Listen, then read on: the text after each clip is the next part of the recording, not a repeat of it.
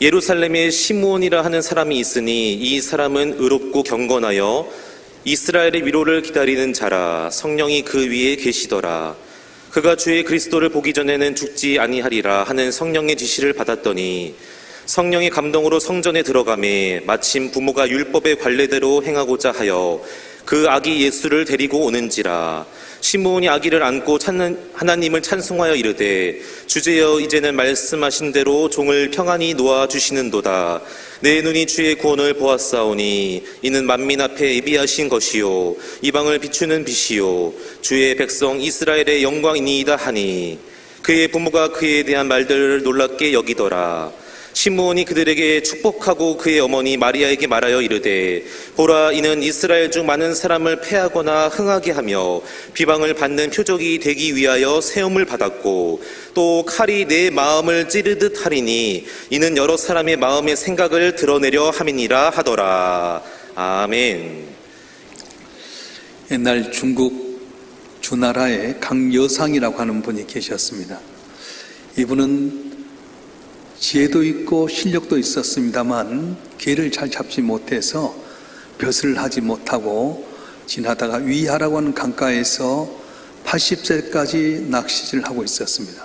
마치 이 주나라의 문왕이 사냥을 갔다가 이 위하라고 하는 강가에 왔는데 나이가 지긋한 어르신이 낚시를 한 것 보면서 범상한 분이 아니다는 생각이 들어서 만나게 되고 그를 등용하게 되었습니다. 그리고 이 강여상을 통해 나라가 많이 부흥하게 되었는데 문왕이 죽고 나서 그 아들 무왕이 왕이 되었을 때 은나라 주왕을 멸하고 천하를 다 얻게 됩니다. 그래서 공을 세웠던 이 강여상에게 태공이라고 하는 직함을 주어서 그분이 강태공이라고 일컬어주고 있습니다. 이분은 세월을 기다리면서 기회를 잡고 있다가 마침내 때가 돼서 기회를 잡은 말미암아 출세하게 됐던 겁니다. 그렇습니다. 기다림에 성공하면 인생에 성공합니다. 근데 기다림에 실패하면 내 인생도 실패하게 되는 겁니다. 모든 일에 때가 있습니다. 그 때가 될 때까지 우리는 기다려야 됩니다. 하나님께서는 모든 기다림을 주장하시기 때문에 우리 인간은 기다림 속에서 그 때를 기다리는 존재가 되어야 된다는 겁니다. 기다림에 성공하면 내 인생이 성공할 수 있지만 기다림에 실패하면 내 인생도 실패하게 된다는 겁니다. 인생은 낚시와 같습니다. 입갑을 던져놓고 물고기가 올 때까지 기다려야 됩니다. 만약에 기다리지 못하고 먼저 내가 낚싯대를 끌어당겨버리면 고기를 잡을 수 없는 것처럼 우리 인생도 때를 기다려야 됩니다. 섣불리 기다리지 못하고 함부로 하면 내 인생이 낭패가 되고 어려움이 오게 된다는 겁니다. 신앙생활은 더더욱 그렇습니다. 하나님 앞에 내가 기도했고 내가 믿음생활을 했으면 기다릴 줄 알아야 됩니다.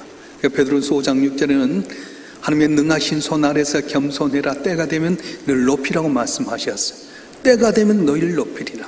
자, 여러분 한 번 하면 주 앞에 나왔는데 아무런 변화가 없습니까? 기적을 원하는데 기적은 보이지 않습니까? 병들었으면 고침받기를 원해도 내 몸에 이상이 없습니까? 염려하지 마세요. 아들 예수를 아낌없이 내오신 그 하나님 때가 되면 반드시 여러분 기도에 응답해 주시고 모든 문제 해결하는 은혜를 주실 줄로 믿습니다. 할렐루야. 사무엘상 13장에 보면 안타까운 이야기가 나오는데요. 사울왕이 왕이 돼서 2년쯤 되었을 때에 블레셋과 전쟁이 일어나게 됩니다. 그때 사울왕이 이스라엘 모든 군대를 모았는데 3,000명이 모아졌습니다. 그런데 블레셋은 마병만 10배가 된 3만 명, 병거가 6,000승, 군으로 오는 백성들이 모래같이 수없이 많다고 합니다. 이렇게 위급한 상황 가운데서 사무엘 선지자가 오기로 약속했던 7일이 지났는데도 오지 않습니다. 백성들은 블레셋의 군대를 보면서 하나씩 둘씩 빠져나갑니다. 전쟁을 해야 되겠는데 기다리는 사무엘 선지자는 오지 않고 그래서 결국은 사울왕이 어린 양을 잡아오느라 내가 번제를 드려야 되겠다 이렇게 제사를 드렸어요. 예배를 드리긴 드렸는데 마치 그 제사 끝난 다음에 사무엘 선지자가 와서 하는 말이에요. 왕이 하나님의 명령을 듣지 아니하였으므로 하나님께서 왕을 버렸습니다. 만약에 기다리고 하나님 명령을 기다렸더라면 왕의 나라가 영구하게 될 텐데 왕이 하나님을 기다리지 못하고 제사를 드림을 말미암아 왕의 나라가 긴 날이 되지 못할 겁니다.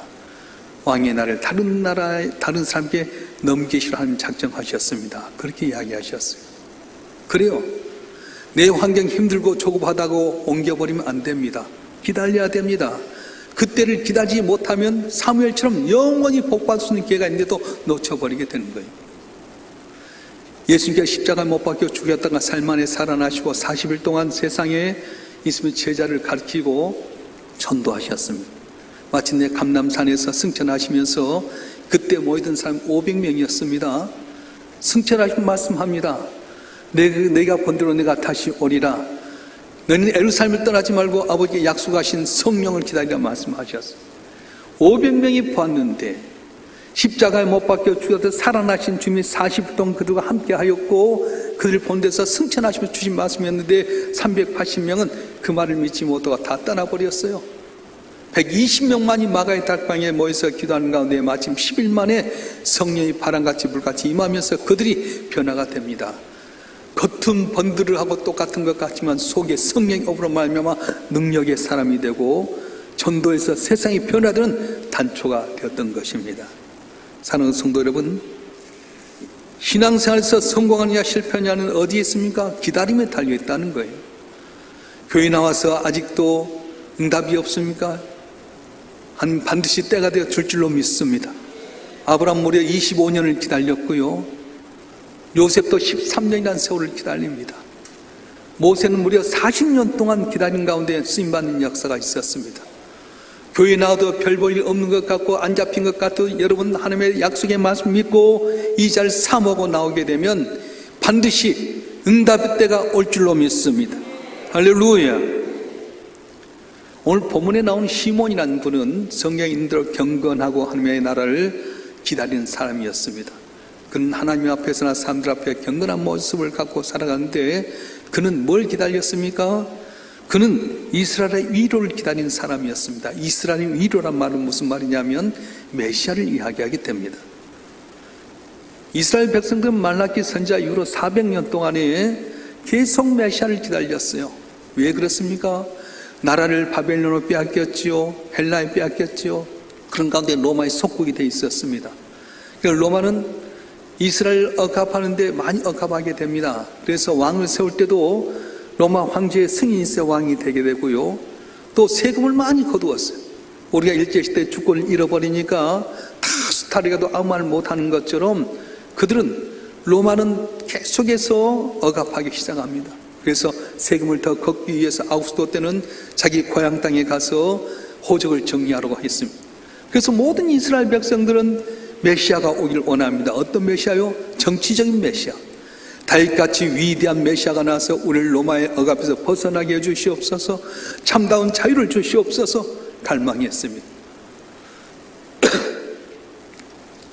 많은 사람들이 예수를 따랐습니다. 특별히 예수의 제자들까지도 정치적인 메시아를 원했습니다. 그래서 예수께서 예루살렘에 십자가에 못 박혀 돌아갔는데 그들은 주님이 영광을 얻으면 우리는 한편의 좌우에 앉아서 영광을 얻게 해달라고 할 정도로 다 같이 그들은 원하는 것이 정치적인 메시아였습니다.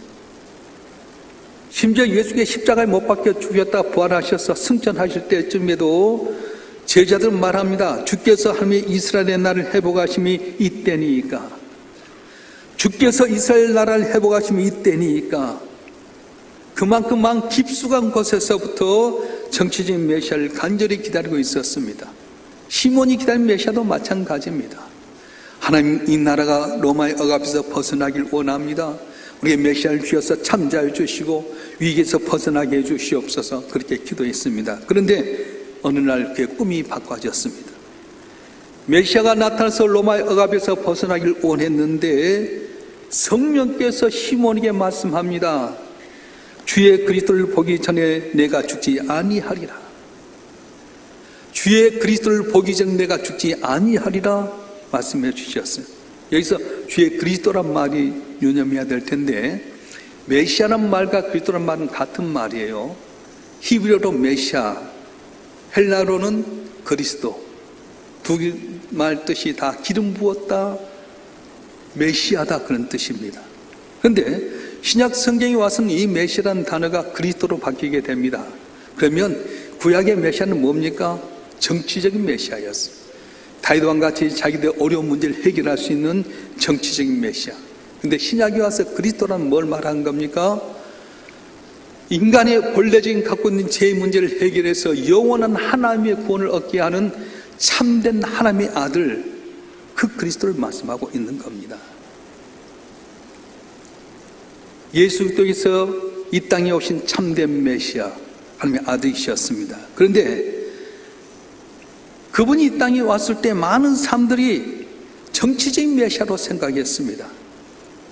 인류의 죄악을 다 용서하시고 우리랑 영원한 자유를 얻게 하신 하나님의 메시아로 왔는데도 불구하고 많은 분들이 정치적인 메시아로 이해했다고 하는 겁니다. 오늘 또 교회 나오면서 예수를 바라볼 때 정치적인 메시아로 생각한 분이 많이 있습니다. 여러분 어떻습니까?